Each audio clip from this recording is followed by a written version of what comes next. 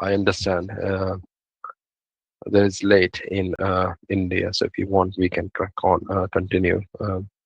Uh, your choice. Swati, let me know, Dr. Aziz, what you want me to do. You are the chair of the session. That's fine. Samara is asking, Since it's not a yes, Dr. Aziz? conference, it's a course, so feel free. And I think it is 1 hour left, so we can go ahead. I think participants would be taking their break as and when needed. So whenever you need a break, Okay, and we are recording this anyway. I don't so- need a break at the moment. Okay, so Thank you. let's go ahead and I'm more than happy to do tutorial. Thank I you. think you can start the tutorial. So that is part of the tutorial as well.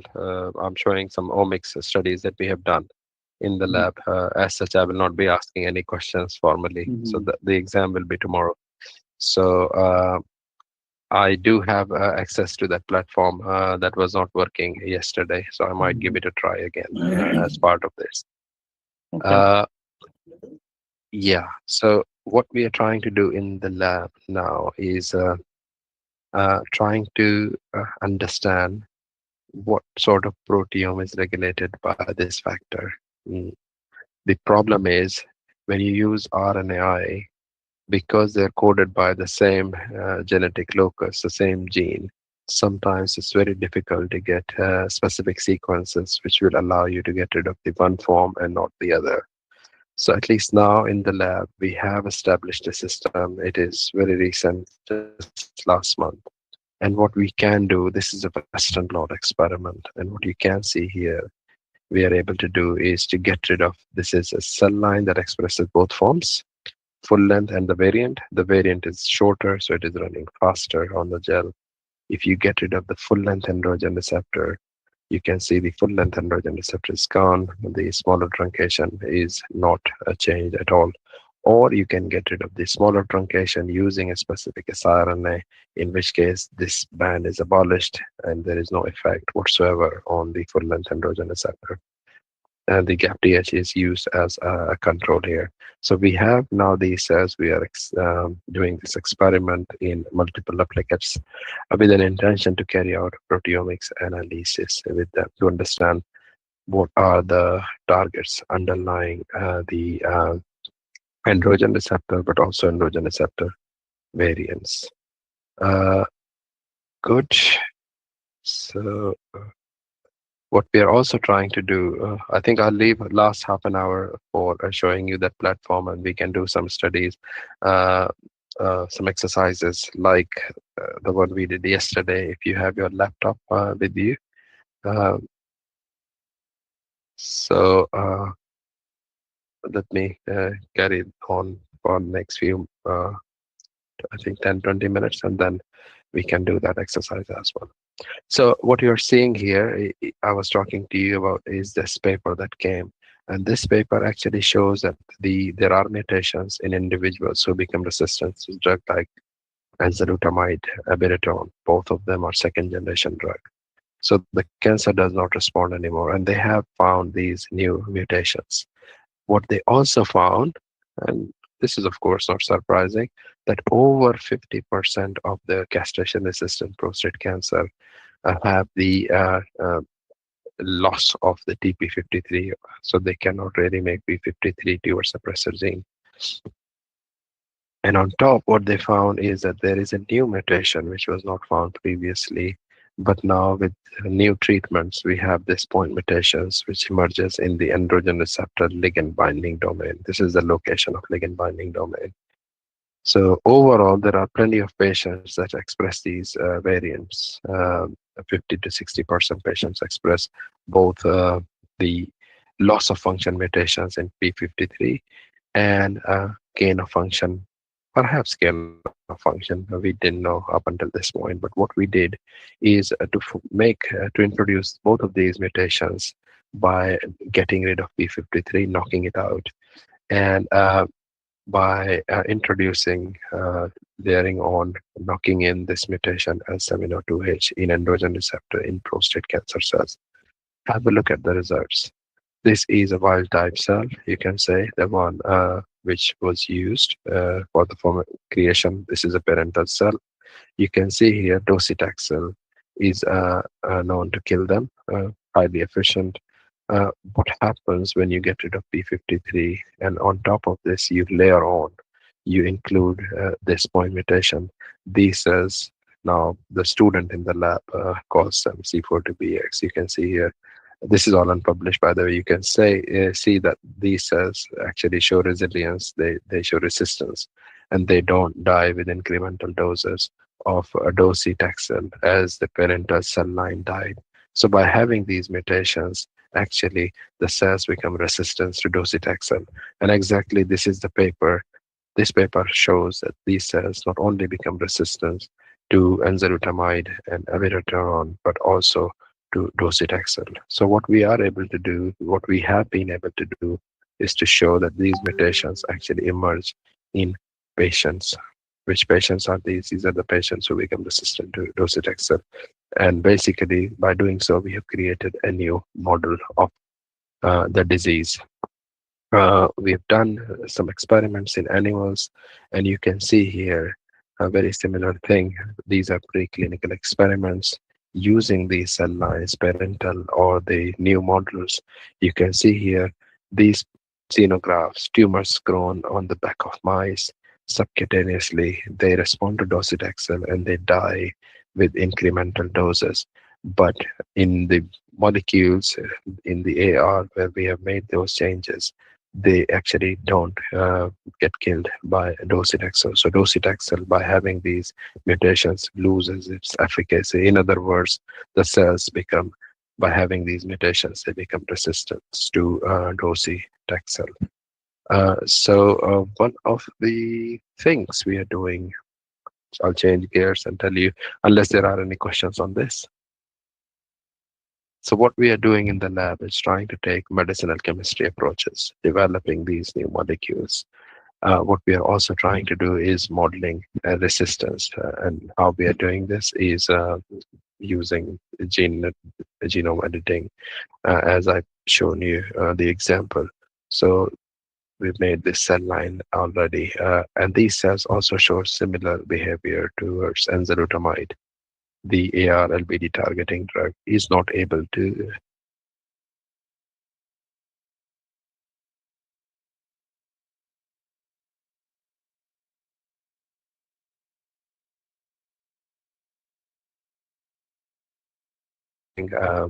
platform where you can identify protein-protein interactions. And one of the things we are doing is to identify what binds to androgen receptor. And I was showing you these 5, 6 proteins that, through the cartoon. What binds to androgen receptor?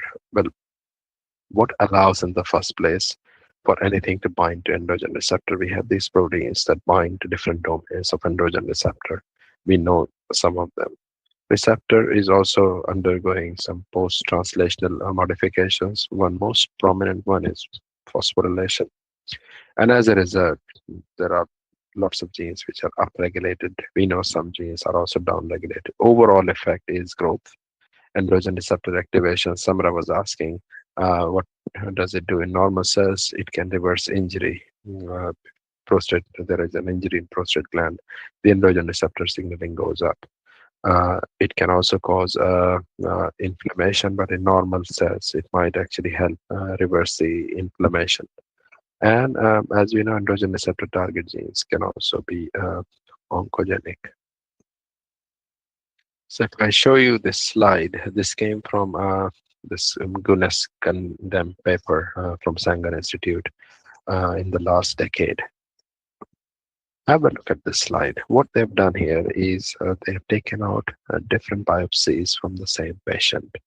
And each patient here, you can see they have a number. So this is showing you A10, A29, A21, A12. These are all different biopsies taken from patients, either from monoclonal seeding or polyclonal seeding, where one clone with some defined genetic changes has spread to different organs. So they isolated painstakingly these biopsies, and did the sequencing, like Dr. Aziz was mentioning to you with exome sequencing, RNA sequencing. And lo and behold, they found that in many of them, androgen receptor is either amplified, it has a gain of function mutation, it has these point mutations, but also this L702H mutation. They also have this T878A mutation, which my lab studies for the past more than 15 years now. So is this surprising to you? No. We know androgen receptor drives prostate cancer. What was surprising is actually a lot of these factors that bind to androgen receptor, they're also found to be amplified, mutated in those cancer clones. And again, this suggests that androgen receptor, and you have to appreciate not the androgen receptor alone, but many factors. Proteins don't function in isolation; they always work as a complex. There aren't very many proteins I can tell you on top of my head who only work alone. They need always coordinated activation, coordinated series of activation or repression.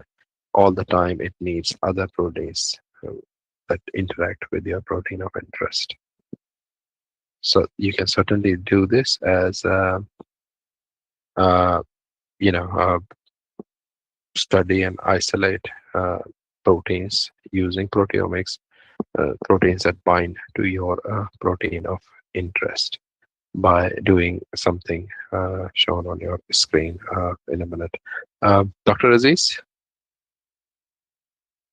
is it fine that we continue for another few minutes and then do the small exercise, or is it uh, okay that I complete this today and then tomorrow do the tutorial?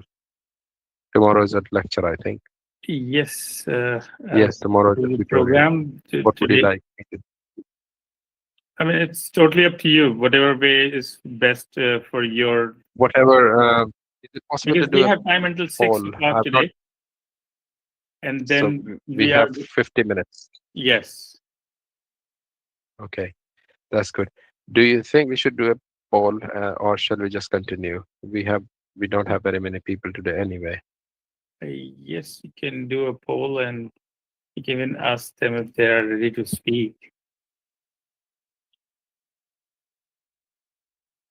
Well, I just wonder if they're tired of listening to me. I'm not. And Uh, I think this is not, we cannot say for sure. I'm definitely getting feedback that yes, your lectures are pretty interesting. Thank you. I would like to get some feedback. Yes, I haven't seen any. I'm not sure if there is any particular way to see it in Google Meet.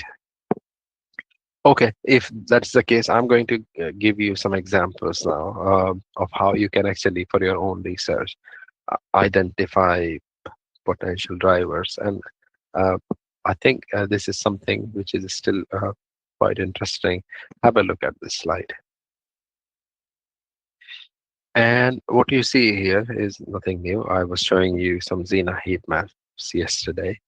But we know androgens are the triggers for cell growth in prostate cancer. We know enhanced androgen receptor activation is seen in the prostate cancer patients. So long ago, as a scientist, not as an academic, we did some experiments and look at the kinases, because we know kinases are the workhorses of a cell. We wonder whether there are kinases regulated by androgen receptor. We found about 4 dozen kinases shown on this screen uh, as a heat map. And one of the top kinases was the choline kinase alpha.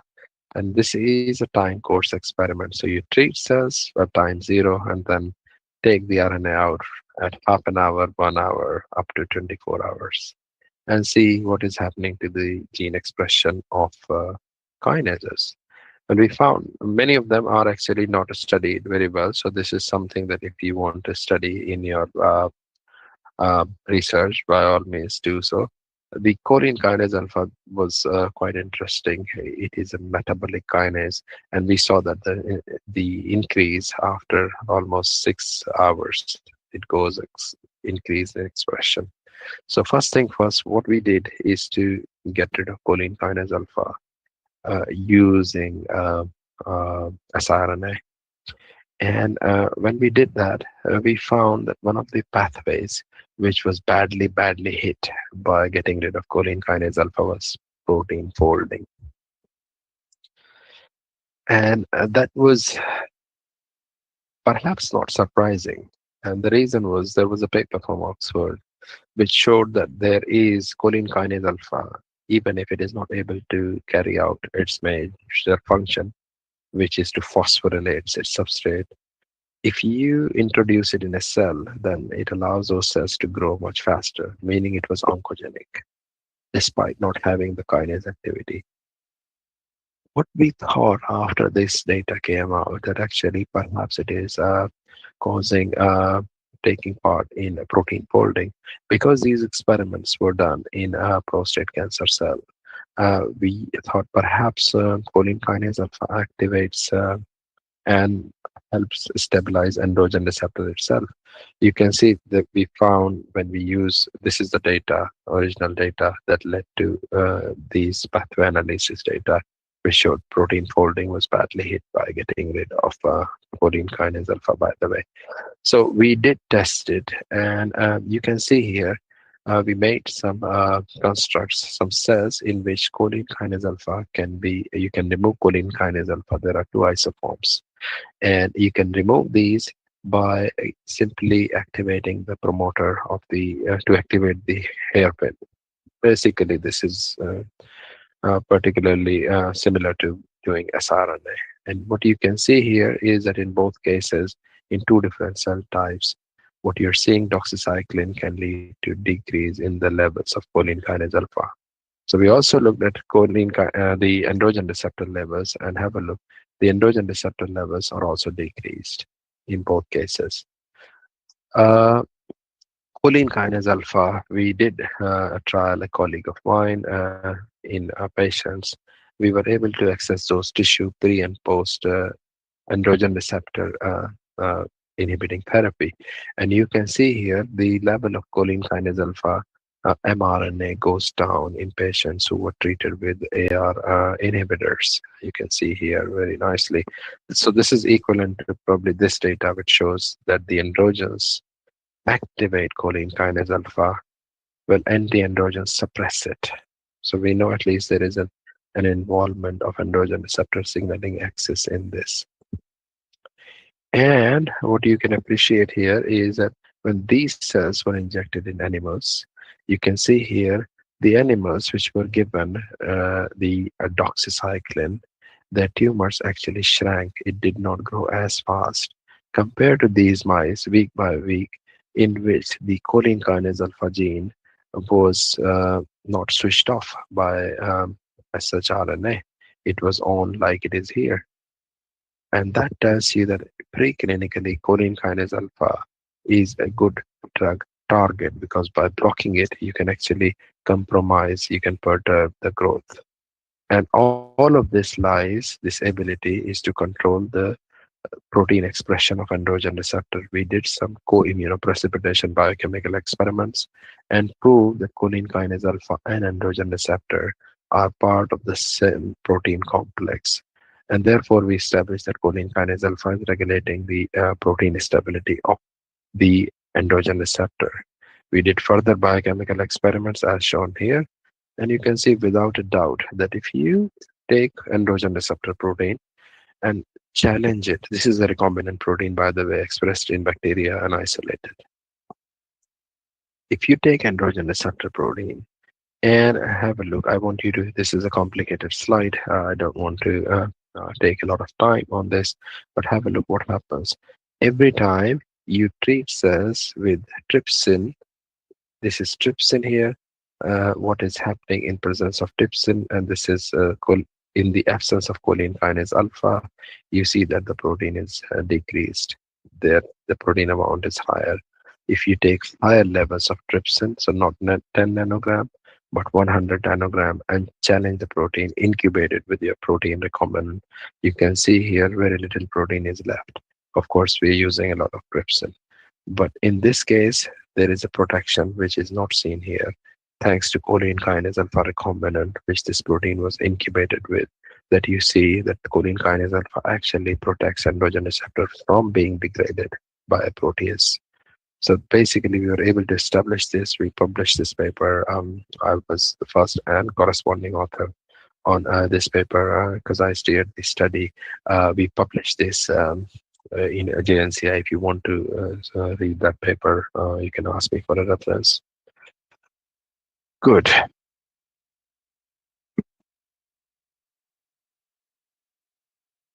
So, do we only study kinases, kinomes, and transcriptomes? No. The answer is you can actually study the proteome. Studying it is quite expensive in this country. I approached someone in New Delhi. I think they have a setup. Although the chemicals, the consumables cost are much higher in India because of uh, the technical assistance is slightly cheaper, or perhaps far cheaper. They turned out to be slightly cheaper in India, but I haven't done this with them. This was done in Cambridge. And you can see what we did in this experiment. Like we studied the transcript, like we studied the kinases, which can be upregulated or downregulated by androgen receptor. We also studied here the proteins which are regulated by AR inhibitors. And we found one protein which was called the PBK, mitotic kinase, which goes down not only by AR inhibitor drug, but also by getting rid of AR using siRNA.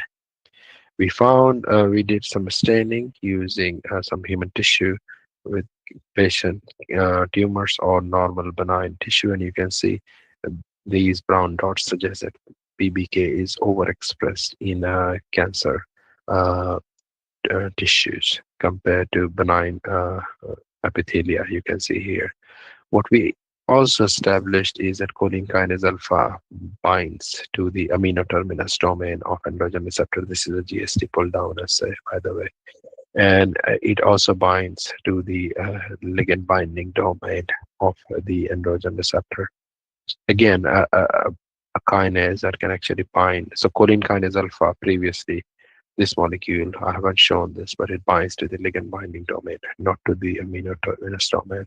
But choline kinase, this PBK, we showed that actually it can bind to both ends of the receptor. The data is in the paper. And we've established this new platform where you can actually grow the biopsies, the prostate biopsies on these steel grids. So we have some steel grids which you can reuse.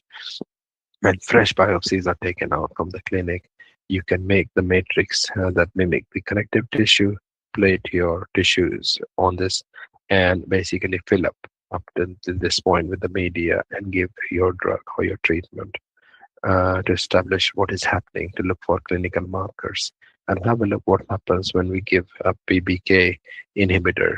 By the way, this inhibitor is not a clinical drug. It was a tool compound used preclinically. And I can tell you with my experience something. This was a came out of a cancer research paper. This molecule, PBK inhibitor, used, I think, in colorectal cancer. And they did very nice experiments. The paper, Cancer Research, is a very good journal, very reputable. And we use this exactly the way they've used it for colorectal cancer. Same mouse model, same dose, same method of delivery. You know what happened? The experiment failed. Mice became sick, and what happened is when we opened the mice to see what happened to them, it turned out using the same dose, same concentration, same vehicle, same mode of delivery, same days in a week, the drug did not reach the target organ. It precipitated in the gut. And we see some precipitation in the liver as well. Basically, it came out of the solution. And because the drug was, I think the name was TOPK 032 or something, but because the drug was red in color, the powder, we could see it very clearly. So when you do research, please make sure you do your due diligence. There is very little you can do about published research.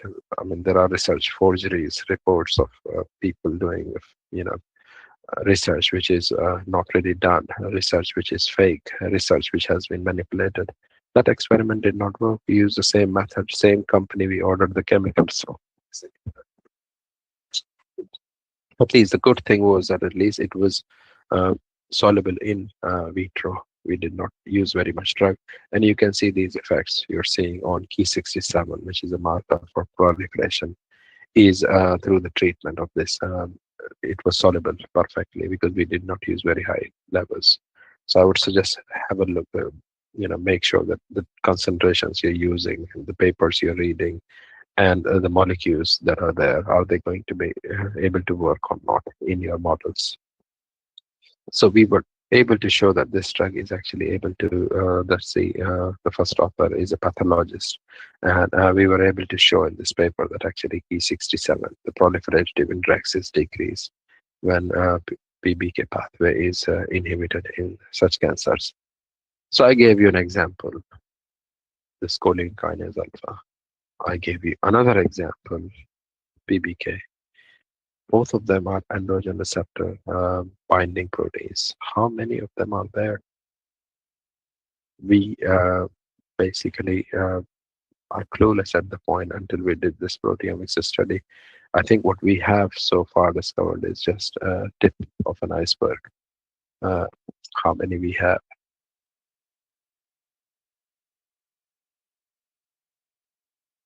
So how do you identify all of them?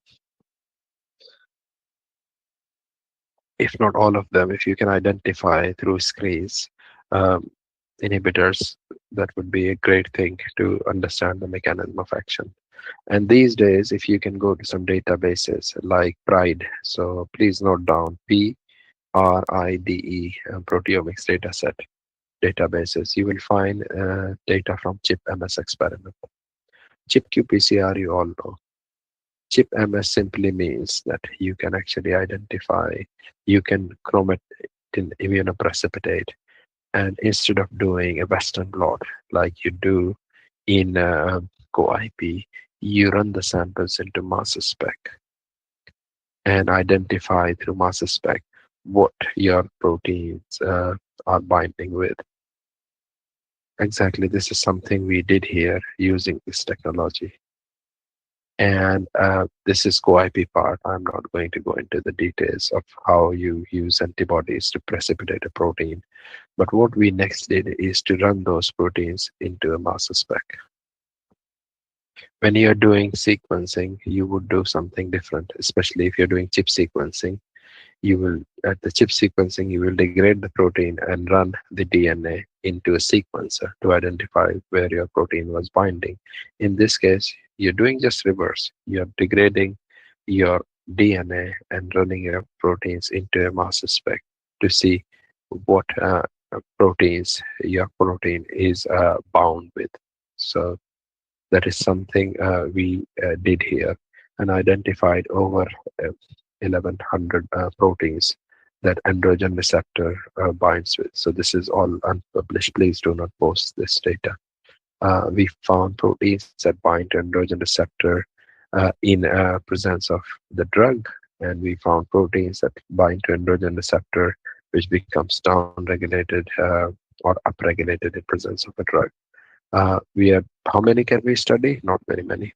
So if you go to the PRIDE website, you will find many of them in that data set that you can actually check. Uh, Many of them remain unexplored because it is a mammoth task. If you know that these proteins have been shown in a screen, there is no validation, there is no value. So one of the things you will need to do is to validate them. That is most important.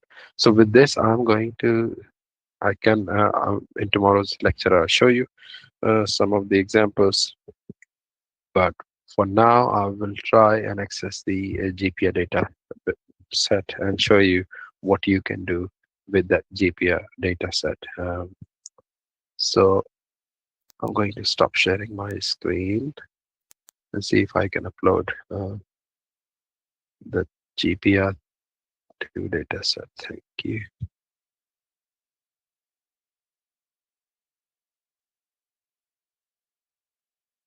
Okay, let me check.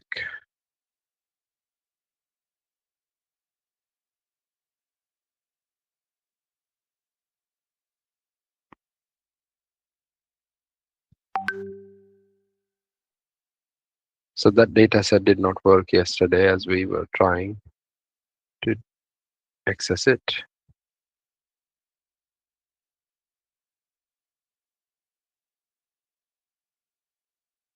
Okay, let's see if we can do that today. Could you please confirm that you are able to see my home page?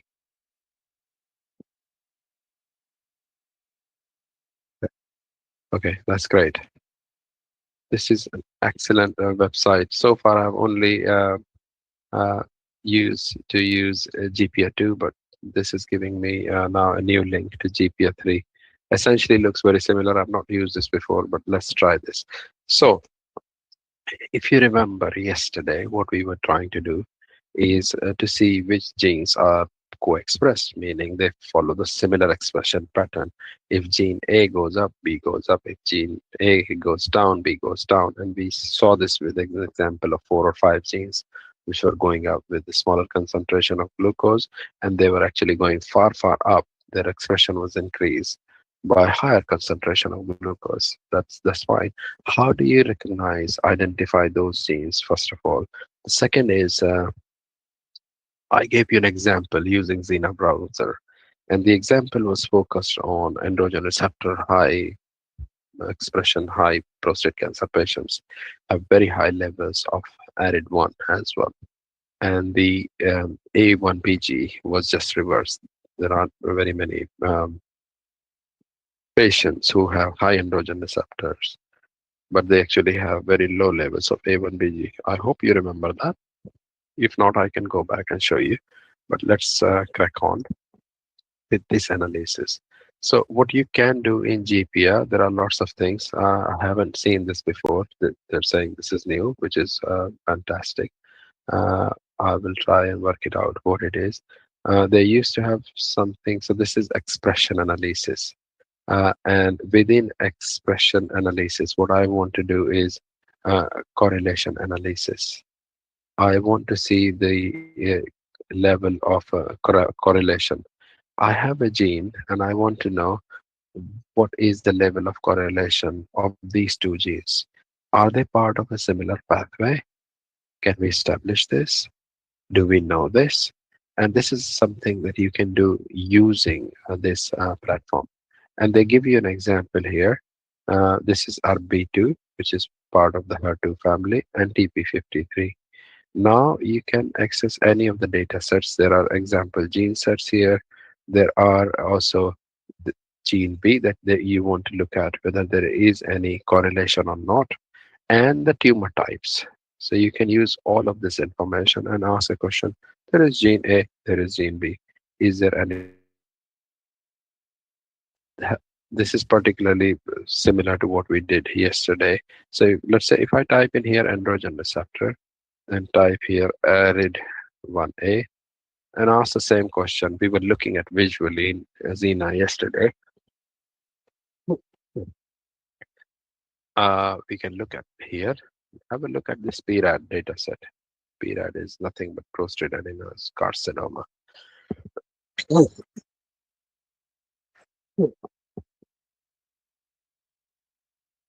And what you can then do is, where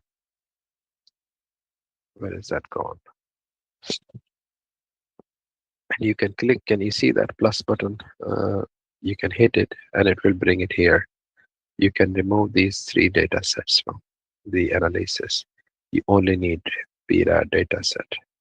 Now you can ask this question, okay, we were seeing a strong correlation between the two.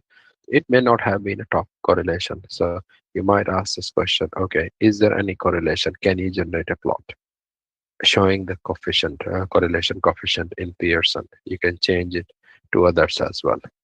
And you simply click run. You see what happens. Okay, it's not able to run it. It's saying for some reason gene set. Perhaps we didn't have that on. Let's try this again. Okay, gene set B is empty. So we will try and see added 1A. And again, click run. So it looks like this is not working at the moment. Let me go back to GPR2, which I'm more confident in using. I've never, this is new edition. Can you see GPR2? Can you confirm?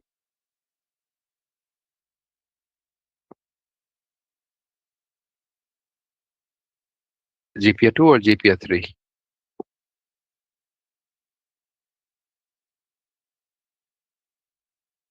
Okay, I think now you can see GPR2. Perfect. So if you go here and type in, you can actually do a lot of analysis again with this. If you type in GPR2, I didn't see that prompt in a GPR3, similar gene detection, asking for the genes which are top hit in terms of the expression, either same direction or opposite direction with your gene of interest. You can do similar gene detection analysis. And what you do here, simply put the name of your gene of interest. I'll do androgen receptor and see whether one of the top genes was ARID1A, which I was showing you through that Xena browser. ARID1A actually has a very good match. Patients who have very high level of androgen receptor have very high level of ARID1A as well.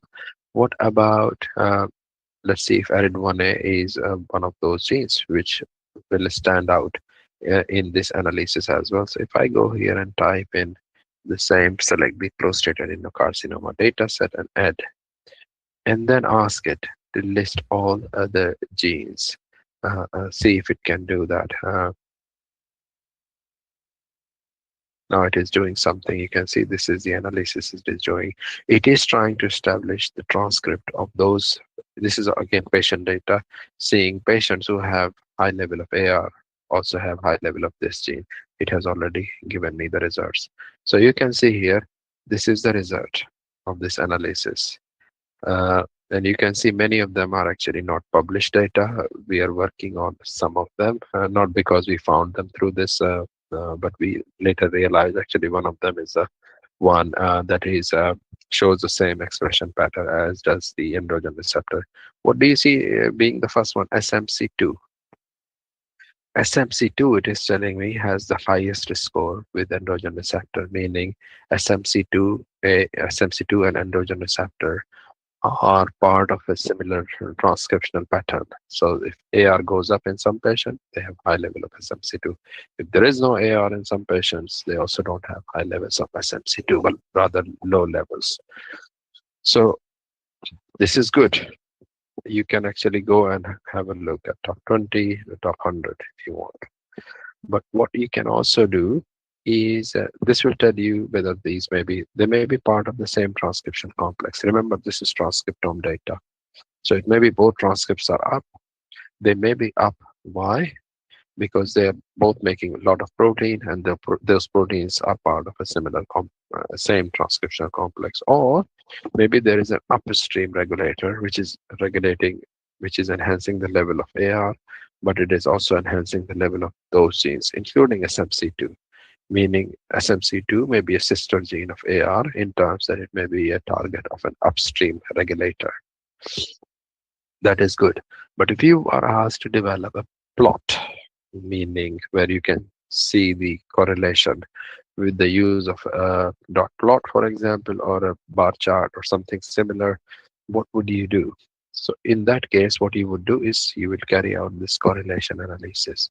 And what you do here, please remember the name of this protein, SMC2A, and we can do something else. We can go the other way around and ask it to find the negative correlation. Uh, uh, I think it doesn't look like an easy job to find the negative correlated gene. Okay, so we will stop at SMC2A and we will go and do the correlation analysis to generate those plots first and foremost. So if we go here, type in the gene name. The first gene is AR, no doubt. The second gene is SMC2A or SMC2. I think it was SMC2. And if we select the PIRA data set here, prostate adenocarcinoma, have a look what we get.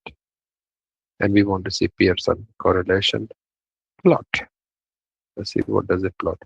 It's already plotted these. And you can see there is a super strong correlation, positive correlation. There is a very good p-value. There is an this r square is very good, very high, 0.8 almost. And you can see there is, this is TPM, is nothing but transcript per million. It is telling you each dot is a patient. On that, I was telling you there were 560 patients or something. You can see patients who have very high, low levels of SMC2. This is log scale. They also have very low levels of the androgen receptor, or patients who have very high levels of SMC2. SMC2 also have very high levels of AR. So with this, you can actually start using your gene or your gene signatures, because you can also use your gene signatures. You can actually establish what are the genes which actually track with in terms of their expression with my gene of interest. This is something you can do using this platform. It also allows you something to do differential genes and other things, but also survival analysis. So you can actually do survival analysis of your own gene and generate Kaplan-Meier plots like we did yesterday.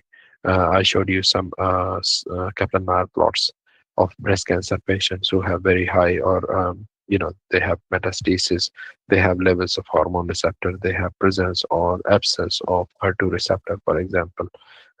So if I go here and look at this transcriptomic data, ERBB2, what happens with ERBB2? We should be able to draw those plots using this platform. Uh, so I find it really useful to use this platform to establish firsthand what are the genes which track in terms of their expression with my gene of interest. And remember, take this data with a pinch of salt. This data is transcriptomic data. And I was telling you day before yesterday, in fact, yesterday, the transcriptomics and proteomics. So transcription and translation, they are not linear events. You might see a lot of transcript of a particular mRNA, but it is not translated to a similar degree and does not have any protein or very little protein. So the end result is you will have to have a look at the protein levels instead of looking at transcript. But transcript actually is a very good starting point, very cheap to do. You don't need an antibody. You can get results much faster for a qPCR than you would for a Western blot analysis. So this is all good. Any questions so far?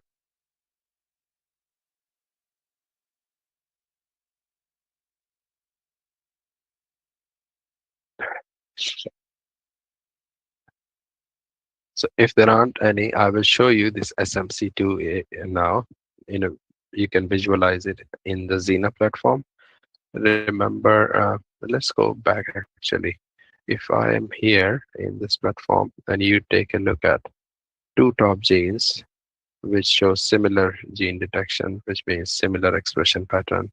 I'll show you in Xena as well how they would look. So androgen receptor, and I want to look at the levels of androgen receptor in prostate adenocarcinoma, uh, at them and ask them to list it. Please note the name of two top genes that you see. Which ones are these? So the first one I remember is SMC. Two. The second one is FAM, which seems like this is a solute transporter, FAM 120A. So let's go and have a look. FAM 120A and SMC2A. How do they look in Xena? So you can plot them. So once you get the data, you can generate those curves, the correlation curves. And let's see if we can access in a browser. Yes. And if I say I want BRAD prostate adenocarcinoma patients, yes, it will give me all those patients, and then I can type in the name of the first gene, the androgen receptor. That's what I want to see, and compare the expression with FAM120A and SMC2. So if I just go for basic analysis, gene expression, uh, and type in the name of SMC2A, I should see exactly a mirror image of this, because that is the top gene with very high correlation, 0.79, which is not zero point 0.9. That should have been the case if it was like a total mirror image. But still, let's see if you can get the same data SMC2 from this analysis. Because the patient sample, remember, the patient sample in TCGA and the patient sample in GPA, they were all same. So this is just a different visualization technique. You want basic expression analysis, like data set, gene expression, basic gene expression, and ask it to plot it. You can see this is exactly the same. Uh, what was the other one? FAM 120A. And you can do gene expression, basic analysis, and done. Exactly the same. This looks beautiful. You can see this is uh, exact copy of each other almost. So if you can zoom in, you will find patients who have high level of AR, have high level of SMC2 and FM120. And that's why the program, the GP, identified these two as the top hits who follow the same expression pattern as does androgen receptor. And are you seeing these four arrows? If you are able to go there, you can actually bring SMC2 to the front and then measure the relative expression of AR and PAM2 with regards to SMC high patients or SMC low patients. Again, you see very similar picture. Patients who have high level of SMC2 also have high level of AR. Or you can bring the FAM20 to the front, and then all the data is relative to FAM120A, in which case you're seeing very similar expression patterns, patients with high levels of FAM2, very high levels of SMC2 and AR. Many of them, I can tell you, have not been explored. We don't know what do they do. So this might be a starting point, especially for those of you who are doing a BSc, a master's project. Certainly, we'll be able to produce some very high quality publication quality images using these platforms that we have discussed. So with this, I will stop and I will take questions.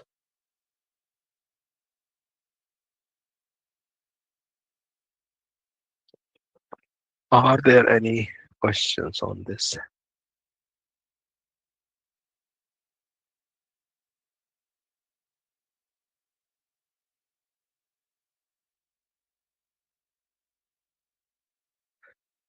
If there aren't any questions, should we close the session, Swati?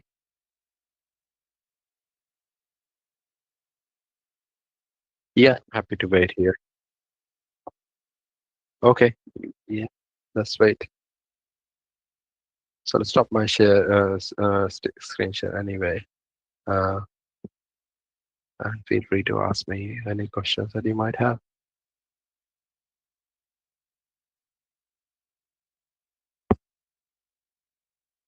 Yes, while doing the analysis, do we have to set any parameters?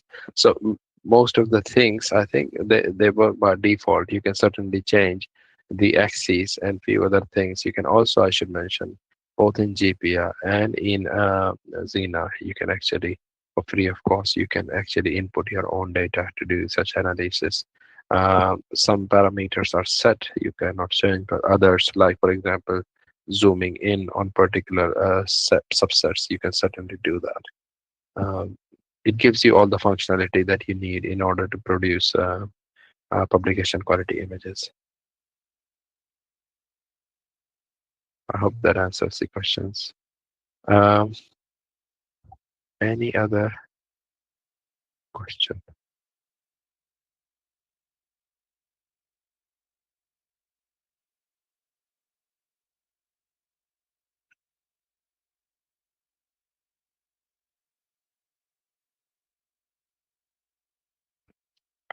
Padmavati is asking, how do we know which is the best limit for such parameters? I think with regards to limits, for example, I was showing you an example and it draws the data, for example, in that correlation plot. It drew it in such a way that you have a good spread of that data across the board. So you had very, very low samples where there was very low levels of both SMC2A and androgen receptor. And then on the other side of the spectrum, you had very high levels, patients with high levels of both of them. And it actually set that parameter by itself. So you don't have to do very much with regards to this. It should tell you straight away. It should draw the chart in a way that this is, again, going to be easily interpretable. You don't have to set those parameters yourself. With regards to p-value, yes, I think there are options in this if you go, and that is true for larger data sets where you're not inputting just one single gene, you're inputting many other genes. We are developing some platforms where you can actually play around with the p-values if you want to. For example, if you get for your signature enormous number of like hundreds of genes with p-value less than 0.05, and you find it very hard to deal with, you can make the p-value more stringent.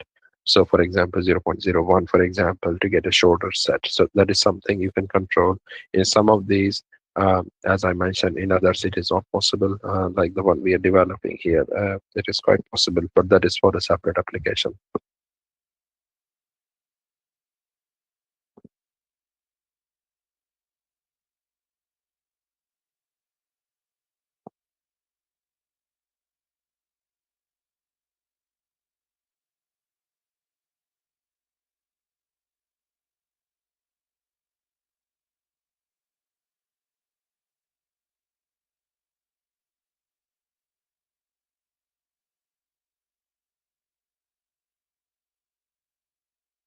Okay, so Padmavati is asking a question. If you want, you can switch on your mic, but I understand if you don't want to. I analyze some lipidomics data using the Metabo Analyst tool. There are many parameters starting from different normalization methods. I think one of the best things to do would be to get help if you have your own data, to get some help from computational biologists.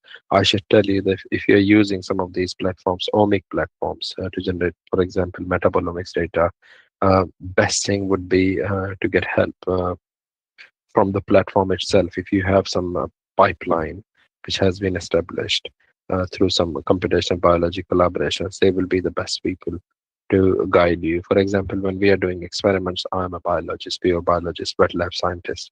For many of the applications, I rely heavily on having the input from computational biologists because they are the best suited to tell me, okay, this is something the data is telling you. You need to use this type of a statistical analysis. So there is no 1 + 1 = 2 answer, sadly, for that, Padmavati. I've never used this tool, by the way, MetaboAnalyst tool. But if you want, you should certainly have a look at the tutorials. Uh, there must be lots of tutorials if this is a tool which is quite frequently used by other people. The problem usually is that there is a lot of difficulties and interface problems in freely available softwares. And the ones that are Okay. good, they are paid. I used to use Ingenuity from Yeah. Kaizen. Really, it was I, Ingenuity itself. But now I cannot afford it. And the bioconductor and other things, they are pretty difficult interfaces. So would you suggest something where there is a compromise? I think, for example, pathway analysis, I certainly would say there are platforms like David Go, and this is David is something. quite old. David has not been updated in years. And So there we is one can't more rely. platform. I think. No, I agree with you. For most of these applications, our own computational biologists, they use ORA, over representation analysis, and they because they know programming, they can access these platforms, Dr. Aziz. So we don't have a license for IPA either. Um, but yeah, I think if you're doing any high throughput analysis, as science cannot be done these days because of its interdisciplinary nature. You can't really do it in isolation, so best to have some collaborators who have complementary skills and can actually help you facilitate such data analysis. I tried to learn many aspects of computational biology, but then I gave up. I thought I'm better off being a wet lab scientist. But I do have some idea of what I'm requesting. So when I have meetings with computational biologists, I tell them this is what I want to see. Um, how does it look like in the data? Are there any sense that this data is making that we can take and translate into preclinical studies? And sometimes they works, other times they fail because computational biologists themselves don't have idea unless I tell them this is something I'm after. I don't have any idea of programming, so we complement each other very well actually. Thank you.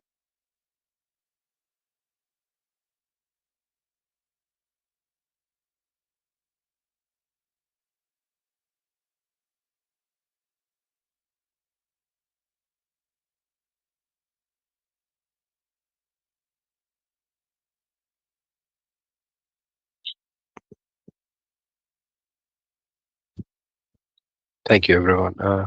I'll see you tomorrow. So we'll reconvene tomorrow at 11, and then there's a lecture at 12, and then we have a break. I think all of you have the program. Please go through it. And tomorrow being the last day, please fill your feedback forms so that you can take the exam, and then you'll be given the certificates.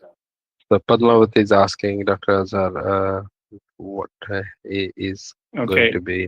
Tomorrow's exam would be based on Google Forms, and there'll be short one mark questions, mostly MCQs, and they will be all from the topics that we have covered in these 5 days.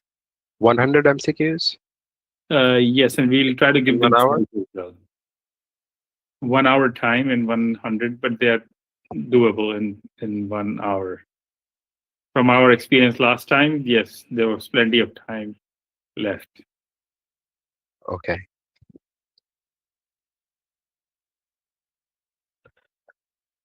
All right. Okay. Thank you, everybody. Take care.